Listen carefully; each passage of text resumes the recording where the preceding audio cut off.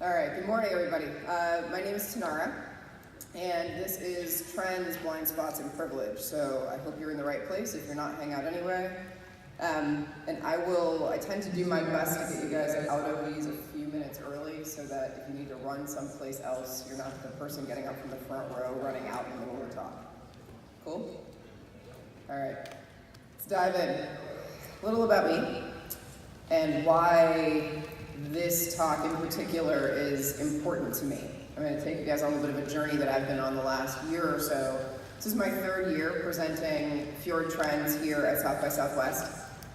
And it is an activity that we do every year at Fjord. And as a designer, as a strategist, as a leader, as somebody who's expected to take my clients through the impact of change, human behavior, and really societal, technological, and economic pressures that they're facing and give them tools to navigate that. This is something that I spend a lot of my time thinking about every day. I am also a skeptic and really a pragmatist when it comes to the work that I do as a human-centered designer. So when I think about trends sometimes, it worries me that we are creating an untenable narrative for our clients with these things. So I've wrestled a lot with our trends this year. I'm going to share them with you in the guise of being from the middle of the country. I'm from Chicago, as I said, skeptic and a pragmatist, a strategist, a mom, and a leader. So everything I do and everything I talk about tends to come from both a mixed personal and professional space. So every year we do these. There's about 1,000 of us worldwide at Fjord inside of Accenture. And we use D-Scout to do a lot of mobility studies. We'll go out and we'll actually spot trends. We'll gather data. We use the same tools we have our clients and those who do research with us use. We do round robins globally to understand what we're seeing around the world. So these, in effect, should be fairly well informed, right? We tend to harness a global perspective. It's not centered in the US, it's not centered in EALA or APAC. We try to do this globally. We use studio critique and get feedback from our clients when we develop these things, and we've been doing this for a little over 10 years. So the theme this year is value and relevance. Some of the stuff that we're seeing come out really speaks to how valuable we see the products and services in the world, how we create value for the people who use them, and how relevant our brands and are the discussions, the tools, the techniques out there that we see impact the way in which we encounter, especially digital, over the course of the year. So there's 7 of these things this year that we'll dig into. The first one is silence is gold, the last straw, data minimalism, ahead of the curve, the inclusivity paradox, space odyssey, and synthetic realities. All of this content, not this deck, although it will be, all of the original content is available online as well. So let's dive in a little bit. We're going to do this, I'm going to wrestle with these things publicly with you today. I'm going to share the original trend, and then I'm going to share a little bit of an anti-trend or a pushback. All right? So the first one, silence is gold. Shit's noisy, right? There's notifications everywhere. There's more products than we know what to do with. Every time we download something, there's some new set of notifications we have to wrestle with. There are very noisy people on Twitter, on Facebook. God, our own president can't stop tweeting in the US, right? It never stops. So we understand, and we're starting to see really that consumers want to take a step back from that. They want brands to be relevant when they communicate. Know me more than you do. We'll talk about that a little bit with data minimalism and the inclusivity paradox. But really, organizations have to figure out when to just shut up. Stop talking. Stop sending me notifications. Don't send me an email if it's the third blanket email that day that just has my name in it because it's the only piece of data you have. We have to learn to be quieter and give people headroom. The other piece of that trend that we really dug into this year was about taking a break from technology. How do you put it down? How do you block it out? How do you build or help people build different relationships? And what does loyalty really look like when you are talking about encouraging people to take a step away from these devices that we've told them for so many years would make their lives better, would make things easier, right? So the top example up there is a Kickstarter campaign for basically blocking glasses, that when you put them on, there's a video online that shows this, but it actually blocks out the ambient noise and environmental visuals that are happening on the TVs, right? They do work. The two gentlemen who launched the Kickstarter campaign doubled or tripled their goal in about 3 days, right? So that's at least a sign to us that people are interested in getting away from ambient noise. The phone at the bottom, the light phone, right? Simplest cell phone out there, simplest mobile phone out there. So we're getting away from complex technology that's invading our lives. Okay. So if you live in a space where it's really easy for you to put that cell phone down, to turn those notifications off, to pay for the version of the app that doesn't have ads in it, it might be easy to say, this is a trend and this is something that we need to pay attention to or need to do. It's also a bit of a privilege to assume that everybody can do that. And the other part of it for my clients that we're wrestling with, obviously, is that the digital marketplace is driven by capitalism, not philanthropy. And certainly not social conscience around our mindfulness and our need for it. So who pays for it? Who pays for silence? Probably the end user, and it probably means that you create spaces where silence is a luxury eventually, if we take this trend to the absolute opposite wrong direction. Right? The ability to turn shit off and ignore you becomes a luxury that many can't afford. You can, laugh at Dave Chappelle, but there's some truth to this, right? If I want to get away from some of these things, I actually have to turn off functions on my phone I might need to even enjoy the things that I've loaded. Certainly less severe than this, maybe.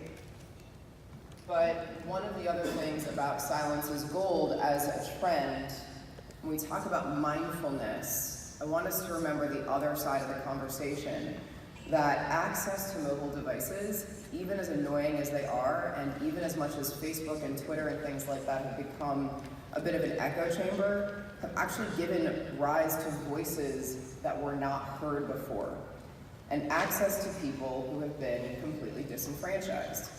So, I'm not saying barbecue Becky down here in the corner who likes to pick up the phone and call police when she sees black people having a picnic in the park near her house is disenfranchised.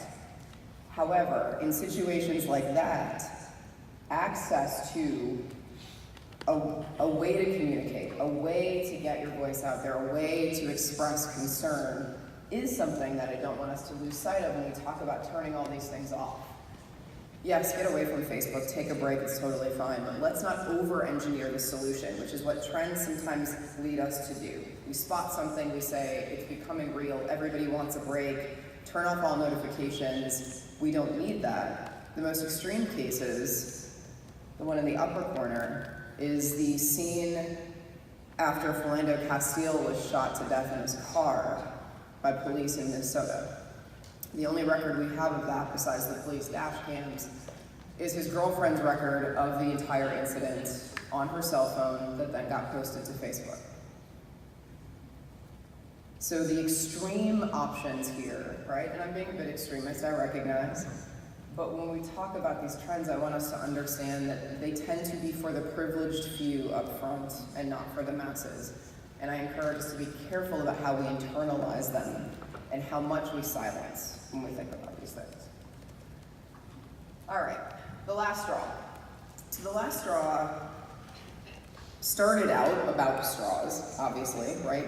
Ban on single-use plastics. So single-use is now a word in the dictionary, was not before.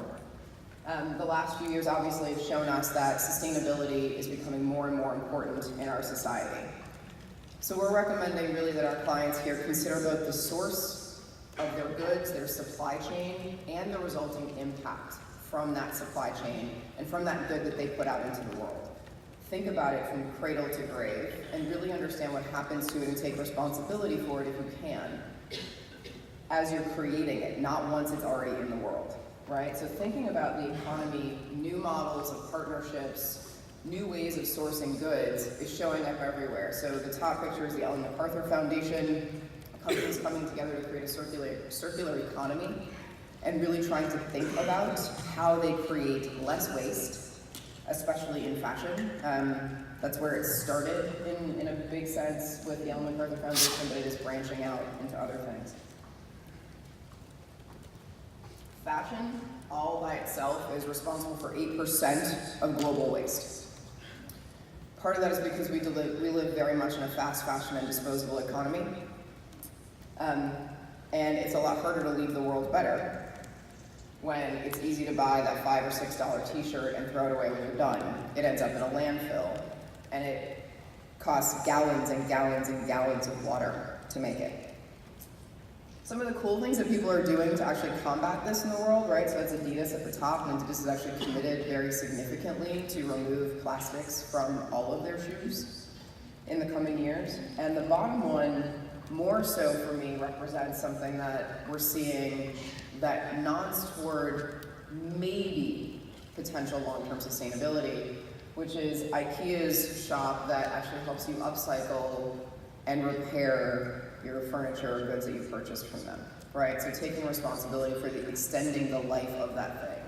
Not to mention their commitment to overall sustainability as you move through time. So they've got a good 2030 commitment to remove a lot of unsustainable materials. However, the last straw in particular, besides just the debate with the disabled community around sort of public bans on flexible straws, which help many people actually consume food, and for people who don't have access to social services or things that they need in general, 3D printed straws or silicone straws are still a little bit out of their reach, right? There's an argument for that, totally understand it. But as we think through this, let's not forget why plastic packaging and some of these things started in the first place.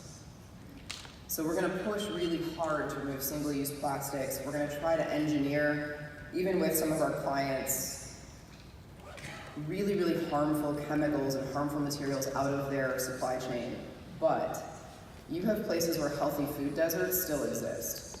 The idea that I can get a packaged apple or a set of packaged foods sent to some place where my only store that I can get to is a convenience store.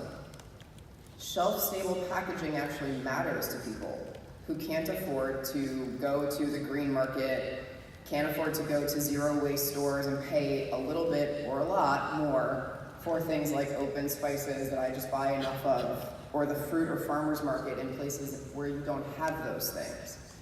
So you have to balance this notion of taking care of yourself, your family, and your body with shelf-stable packaging. I'm not advocating that people eat Cheetos and that we should keep shitty packaging for the sake of Cheetos, though they're yummy. The real issue here is that we are in a space where sustainability and this conversation has the potential to create even further gaps in access to food, in access to healthy food, to combat things like diabetes, especially in children. We have to pay attention to the message that we're sending with trends like this. The other problem is that the biggest strain on our resources is not plastic, it's people. The population of the world right now is predicted to be at 9.7 billion by 2050. 8.7 billion by 2030. We have massive, massive issues in terms of the overcrowding of our world, and water scarcity is not an issue because there's plastic in the water. It's because there's too many of us and too much waste in general. For this to actually happen, for things to get better on this front, this actually requires that we change our habits, and habits are hella hard to change. We know this. If you're a UX designer at all, the last 10 or 15 years have been about micro habits and micro behavioral change and how do we nudge people and nudge theory, all of these things. The truth is, change happens really fast when it happens, and it could be catastrophic if we're not careful. So this one in particular, we need to push past the notion of the straw or plastic and talk about a sustainable world in really big ways, but not leave people behind when we do it. So data minimalism. Okay. We've talked a lot about data and our trends in the last couple of years, right? But transparency is the key. We've seen all sorts of data breaches, right? Let's just jump in. So at the top, ex-CIO of Equifax recently indicted for basically insider trading that caused a $1.6 billion data breach. That sucks. The bottom one, though, was supposed to be our savior. We actually talked about this in our trends last year, which is blockchain, but blockchain's been hacked a couple of times already. So we talked, this for me in particular was fairly illuminating when I started looking back at our trends and things we're talking about, and really thinking about what trust and data means. And how much data do we need to collect from people? How do we keep it secure? And maybe the way we keep it secure is we stop sharing so much of it. So, a moment of levity for the morning. The top one is a Kegel exercising tool. If you don't know what that is, look it up. However, someone decided that we needed one connected to an app. Okay. I get that there's maybe certain things you want to understand if that's a particular issue for you. However, this little gem actually tracks your location data too. Really? So, I don't understand why you need to do that. I really don't. But I think the thing for me here, the big lesson, right, and obviously it showed up in Mozilla's Privacy Not Included catalog, which is a pretty cool shopping site online if you've never seen it. It goes from sort of the least creepy to the most creepy in terms of the kinds of things that you could buy, gifts you might buy that are digitally enabled. The big one for me here, though, is this notion of literacy. So we talk about data and people sharing data, and I talked about access earlier. You have to give data to get access. You may not know you're giving data, but you are. Most of us in this room are aware of that. Most of us in this room have maybe some form of literacy, especially around data. However, using most of these devices don't really require a lot of literacy. And I'll tell you why I know that. A 5-year-old can use her iPad like nobody's business. She can open an app, she can do all kinds of shit, she can walk from, my house down the street, sit down, it's tracking her location data, if I've turned it on, right? She doesn't realize she's giving all that data. She's also not particularly literate, she's 5. So adults who are putting all sorts of data into these systems and who are agreeing to terms and conditions that they can barely read are deeply susceptible to this kind of stuff. So when we talk about data and data minimalism and just the notion that it's only about collecting the kinds of data you need, it's actually not. We're missing the boat. People are fucking illiterate, and we're not literate about our data, but even worse, we've got entire populations of people using these devices who aren't literate. Or, in less extreme cases, they're not literate in the language that something's being written in. We're not creating the kinds of spaces where people, or devices where content is simple enough, flexible enough, and human enough to be understood no matter what language I speak or how literate I might be. So, it's one piece of it. There's probably a lot more with data. One of the big things with data, just before I get into this one, that scares me is people who are most susceptible potentially to data theft and identity theft are those who are least likely to recover without major financial hardship as well. So when we think about security and data security, it needs to go beyond, I want to be able to use an app, I want to be able to do the thing I do and not have you track my location data. Let's really think about what happens when things like voting systems go completely online and the amount of data people are expected to give just to do their civic duty, not use an app.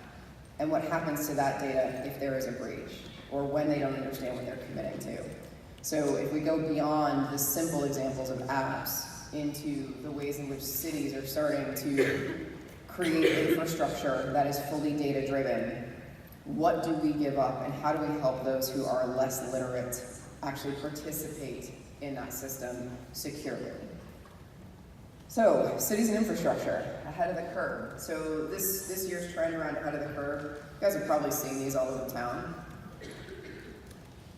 Anybody get knocked down by one yet, or try to knock somebody else off one yet? No? Okay. Just me? Cool. So, they're everywhere, right? Changes in mobility are everywhere. Bike rentals, grab a scooter off a corner, think differently. A lot of people still riding bikes to work. We're trying to start bike culture in Chicago. It's a little hard in the winter.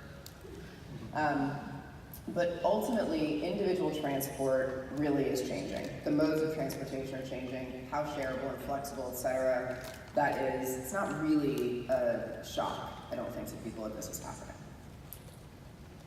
We also talk a lot about autonomous vehicles and this notion of changes at sort of curbside and these non-traditional players getting into the mobility game, right? So the top one is Kroger, autonomous grocery delivery service.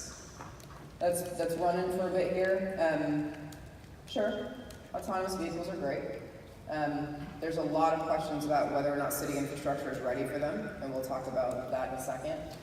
The other one is Nike's curb service. So Nike has got this store in Melrose that they've really used data actually to identify the buying habits of the people in that neighborhood.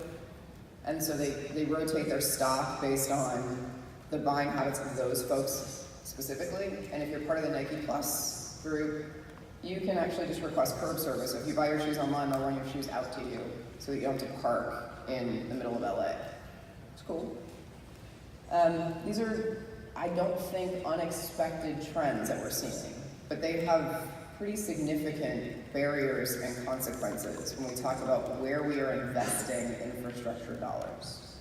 So, easy rider for me becomes, easy, right? Easy rider. So somebody's already died on a scooter here in Austin, back in February, riding a scooter at 1 o'clock in the morning, was hit by somebody who didn't realize they were there. Do you ride on the sidewalk or do you ride on the street? What are the laws around this and how do we keep people safe? I've seen asinine behavior. I spend a little part of every week down here in Austin in the Fjord studio, and I have seen asinine behavior on these scooters. It is not surprising to me that someone has died, and people aren't required to wear helmets. We also, in Chicago at the very least, but I'm pretty sure lots of different places, we can't get potholes fixed. So I'm unlikely, as a taxpayer, to lobby money to make sure autonomous vehicles or scooters can move around when I drive over the same pothole 4 days in a row, destroy my tires, have to pay my own money to have those things fixed. We're not ready for this kind of shit. Cities in general are not ready for this stuff. Municipalities who have to fund these things are not ready for them, and that kind of stuff is moving far faster when we think about the dependency people are going to have on these kinds of modes of transportation. Congress can't agree on infrastructure spending either, but that's a whole other situation. And that is Chicago in the winter. I don't know if anybody's ever been there, but people hold parking spaces with all kinds of shit. So when you shovel your parking space out, you want to make sure nobody takes it? That's a dining room table. I'm not sure how autonomous vehicles and things that we were talking about, self-driving cars, handle the dining room table that's parked there. So weather, climate, infrastructure, all of these things to me, as much as I enjoy talking about the potential for autonomous vehicles, I still don't see, since normal people can't get their cars parked, their streets fixed, etc., how that becomes something that we focus on just yet. Also, from a trends perspective, I get really aggravated because this shit's not new. And I worry about the way we talk about trends sometimes, is that like, oh my God, there's this new thing happening. It's curbside service. That's a Sonic drive-thru from 1965. That's not new. Or a drive up, right? Drive up, curbside, you order, they bring it to you. Actually, that one is horseback librarians, somewhere in the 1800s. It's mobility. It's an unusual player in the mobility space, librarians, taking things to people that they need. So I worry a little bit as designers that we get ahead of ourselves as trend spotters, and we don't acknowledge the history. We don't acknowledge those who come before us who are actually already doing this stuff. Yeah, it's changing form factor. Yes, it's powered by digital, but really, it's not new. So, the inclusivity paradox. Oh boy, okay. So, personas are dead. As a designer, that might be a dangerous thing for me to say, but personas are dead. Statistical groupings of people are absolutely unpredictable. They're nice, they tell a nice story. You know, Jane, who's 35, she's a mother of 2, she lives in the suburbs, she drives the Volkswagen, and she's marginally technologically literate, and she likes yoga. Okay, cool. But that requires that we then assume that a couple of personas or ways in which we segment, if you want to talk about marketing, that segmentations represent normal. There's no such thing as normal. People want to be seen as individuals, and they want their data to be used responsibly. They want you to know them if you say you're going to know them, and that actually goes far beyond their data, right? You have to reevaluate the way in which you are understanding how relevant you are to them in their context. They are segments of one. This is not all that new, but especially now when we think about the ways in which products and services are being designed to sense and respond to us as individuals, we actually have to pay off on that. So there is no such thing as normal. That's Bad Brains at the top, if you're not familiar.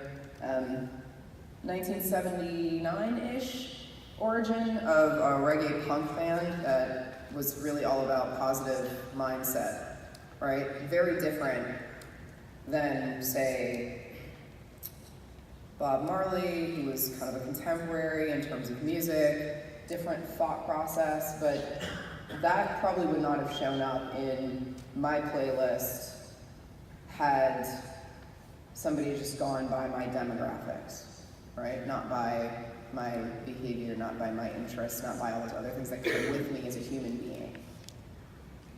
That is a lovely little albino girl. But really the whole point that I want to make here is that if you look at people on the surface, you miss a lot. And the way in which we have talked about data and segmentation and people isn't inclusive. It's actually fairly exclusive. Because it creates these segments that are unapproachable and they leave many people out. So really you don't know people. Well, you might know who the person at the top is. It's Oprah, in case you don't know. But when we think about sort of bargain basement data like age and gender, if I boiled Oprah down, especially in that picture, she's a young black girl, maybe 9 or 10, from the South. That's about it. You think about how the data has changed now, there's a lot more of it, but on the surface, it still doesn't really get at who she is, right? You don't really know her still. That's actually me in the bottom, all the way on this side. Probably could have been described in similar fashion, except I'm from Chicago. But ultimately, our relationship to our own data is complicated, right? So the way I tend to describe myself, depending on the point and time in my life, I'm a black woman, but if you look at my data, simply my data, I'm actually biracial. I'm a black woman from Chicago. I was born in 1975, so I'm in my 40s. All right, I'm a classically trained ballet dancer. I went to private school. So you start to get into those last two things, classically trained ballet dancer, and I went to private school, and suddenly that changes maybe what people think my economic demographic is in that one piece of data, except I was born lower middle class in Chicago, and I was a scholarship kid. Data doesn't tell you everything. We need to get past that. We need to really understand who people are or give them the space to be who they are. Some of the things that I struggle with, though, with that trend, and I agree with it. I actually think that it's important for us to think about how we design for inclusivity. but I think it goes beyond data representation.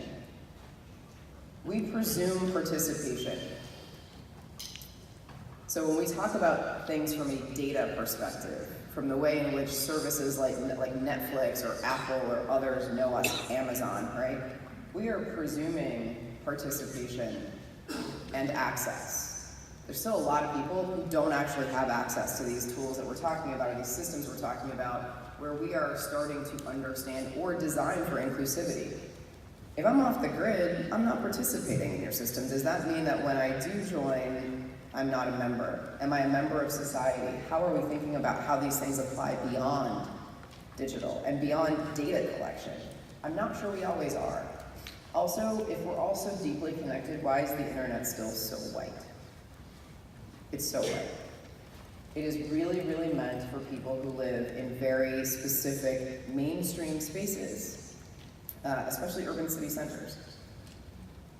So it is a very privileged place, and the conversations around inclusivity tend to be things like my music choices, you know, the places I might want to live, where I eat, things like that, as opposed to inclusivity from the perspective of my abilities, whether or not I can physically engage in society, whether or not I'm invited to engage in society. We are terrible hosts in society when it comes to things like this. We have to think beyond those pieces of data.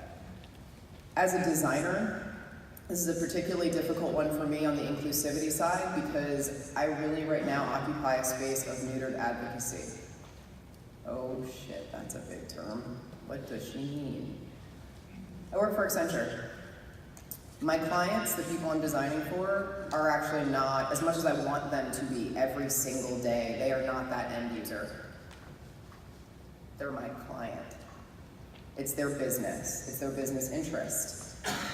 And that's okay, but I think we need to be honest about it, and we need to try to push past it and actually occupy that space of responsibility that says there's no such thing as an edge case. If they're going to use your product, they are a user. Design for the edge case. You probably take care of the rest of us when you do that. But when we sit in these spaces, ultimately the people who pay the cost at the end of the day are those who are marginalized or not invited to participate at all because of the way that we've chosen to design the products and services and companies that we design for. And design, right now, is 73% white, still. And still more male than female. So that has to be fixed because the places where these things get created are not inclusive. 2 more to go. Space Odyssey. All right, I'm just gonna jump in. This one I think is the weakest of the trends this year. It really is very focused on retail. It's not wrong, it's just not important enough, I don't think. Yes, we are merging lots of ecosystems and designing for digital channels, and if we're doing our jobs really well as designers, then we should be doing this anyway. We should be designing for thresholds when I switch from physical to digital and back again. When I'm out in the ether, I'm out wandering and I want to shop, it's really great that I can do that. Right, so we really need to be thinking about these things as an integrated whole. I think the message here is that brands are finally starting to connect and pick up on this. Right, so obviously spurred by Amazon, which, if you are an Amazon Go customer, please read the terms and conditions, and I'm gonna actually print them out and read them. It's the same terms and conditions that Amazon has for the app that you use to buy shit on your phone. Go is actually capturing your physical likeness and your personal gait data, things like that when you move through a store. So just read the terms and conditions. Anyway, Nike has some interesting concept stores. The one in New York is particularly beautiful. They're doing a really nice job of creating experiences with their physical locations, recognizing that so much more traffic is online than it is offline these days.